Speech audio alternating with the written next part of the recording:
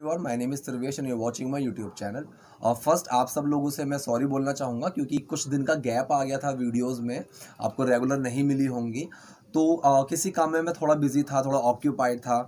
अभी आपको regular videos मिलनी शुरू हो जाएंगी नेक्स्ट वीक ऑनवर्ड्स। आज का टॉपिक डिस्कस करते हैं। मेरे सब्सक्राइबर ने मुझसे पूछा मे बी और मे बी में डिफरेंस, मतलब may be as a single word कि जहाँ पे मे और बी के बीच में कोई गैप नहीं है, और मे बी जहाँ पे मे और बी के बीच में गैप है, तो कब कौन सा यूज़ किया जाए। तो एक बहुत अच्छा पॉइंट लगा मुझे कि आपको पता होना चाहिए।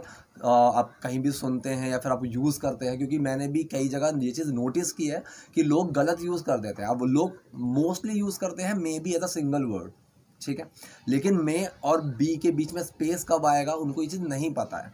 तो आई डोंट वांट कि आप ये चीज़ में कंफ्यूज रहो या गलती करो। तो इसलिए चलो इस वीडियो को शुरू करते हैं। पहले मैं आपको बताता हूँ may be as a single word कि जहाँ पे मे और बी के बीच में कोई गैप नहीं है, ठीक। जब मे और बी के बीच में कोई गैप नहीं होता तो मतलब हम उसको एक एडवर्ब की तरह यूज़ कर रहे हैं, ठीक। अब मैं हमेशा ये बोलता हूँ कि एडवर्ब, एडजेक्टिव्स, नाउन, प्रोनाउन ऐसे इंग्लिश स्पीकिंग मत करिए, ठीक है। मतलब कि अगर आप सीख रहे हैं इंग्लिश बोलना तो इन चीज़ों में मत जाइए। लेकिन जिनको पता है उनके लिए मैंने बता दिया, जिनको नहीं पता है कोई इशू नहीं है, आप समझ जाओगे कि मैं क्या बोलना चाह रहा हूँ। अब मे बी का मतलब होता है जब हम किसी चीज़ की पॉसिबिलिटी के बारे में बात कर रहे हैं, ठीक है, एक गैस कर रहे हैं कि ऐसा हो सकता है, नहीं हो सकता है, ठीक। तो जब मैं सिर्फ मे बी को यूज़ करूँगा, ध्यान से सुनना, एक सिंगल वर्ड जब मैं मे बी को यूज़ करूँगा तब मैं एक वर्ब का यूज़ करूँगा उस सेंटेंस में। मतलब कि इज़, एम, आर, वॉज, वर, वहाँ पे वो ये यूज़ होंगे। मैं बोलता हूँ मेन वर्ड, ठीक है, वहाँ पे वो मेन वर्ड लगेगा। जैसे एक एग्जाम्पल लेते हैं, मैं एक गैस कर रहा हूँ कि वो उदास है, शायद वो उदास है। मे बी ही इज़ सैड, तो इज़ यहाँ पे आया, मे बी ही इज़ सैड। जो ये मे बी है जिसमें गैप नहीं है, may be as a single word, ये हमेशा आपको तीन ही कंडीशन में यूज़ करना होगा और तीन ही कंडीशन में आपको मिलेगा। या तो सेंटेंस से पहले, ठीक, या फिर सेंटेंस के बाद, या फिर सिर्फ अकेला मे बी, ठीक। अब मैंने एक अंदाज़ा लगाया, मे बी ही इज सैड, कि शायद वो उदास है, ठीक है। मैं इस सेंटेंस को ऐसे भी बोल सकता हूँ, ही इज सैड मे बी, ये भी ठीक है, ही इज सैड मे बी, यहाँ पे भी मेरा सेंटेंस बिल्कुल करेक्ट है। अब मैं सिर्फ मे बी बोल सकता हूँ कि किसी ने मुझे बता दिया कि यार ही इज सैड, या फिर कोई मुझसे पूछ रहा है इज ही सैड, क्या वो उदास है, और मैं वहाँ पे एक आंसर दूँ मे बी, ठीक है। तो यहाँ पे भी सिंपल मैंने मे बी बोला, और यहाँ पे may B as a single word है, ठीक। मैं यहाँ पे नहीं बोल सकता कि may space be he is sad, ठीक है। या फिर मैं एक अगर जवाब देता हूँ, कोई मुझसे पूछता है इज ही सैड और मैं एक जवाब दूँ मे बी, वहाँ पे अगर मैं एक जवाब दे रहा हूँ, ठीक है, एक ही वर्ड में, तो मैं वहाँ स्पेस नहीं डालूंगा, वो गलत होगा, ग्रामेटिकली वो गलत होगा, ठीक। मैं आपको बताता हूँ may be as a single word जहाँ नहीं है, मे और बी के बीच में गैप है। इस चीज़ को ध्यान से सुनना, ठीक है, तभी समझ में आएगी।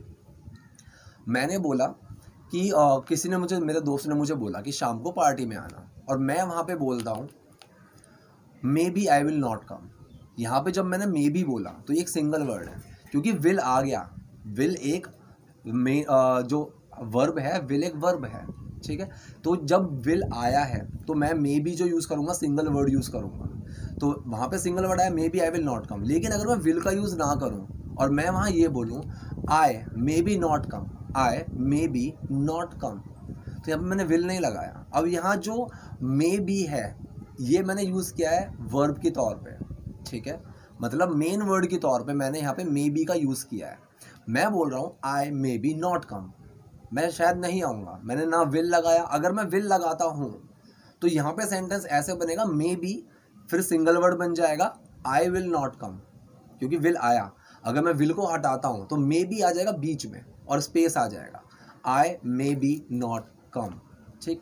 अब इसका मैं एक एग्जाम्पल आपको, दो एग्जाम्पल के तौर पर समझाता हूँ। जो मैंने आपको सबसे पहले समझाया था, जैसे ही इज सैड वाला एग्जाम्पल, मैं आपको उसके एग्जाम्पल से ही आपको समझाने की कोशिश करता हूँ। मैंने बोला मे बी ही इज सैड, शायद वो उदास है, मैं इसको ऐसे ही बोल सकता हूँ ही इज सैड मे बी, या फिर मैं सिंपल सा बोल सकता हूँ, कोई मुझसे पूछे इज ही सैड, मैं बोल दूंगा मे बी, ठीक। अगर मैं यहीं पे ही इज को हटाना चाह रहा हूँ, यहाँ पे मेरा वर्ब क्या है, इज, मेन वर्ड क्या है, इज, मैं अगर इज को हटाना चाह रहा हूँ तो कैसे मैं बोलूँगा, उस चीज़ को आप सोचिए। आपको समझ में आता है तो वीडियो को पॉज कर कमेंट बॉक्स में लिख दीजिएगा, मैं आंसर भी अभी बता देता हूँ।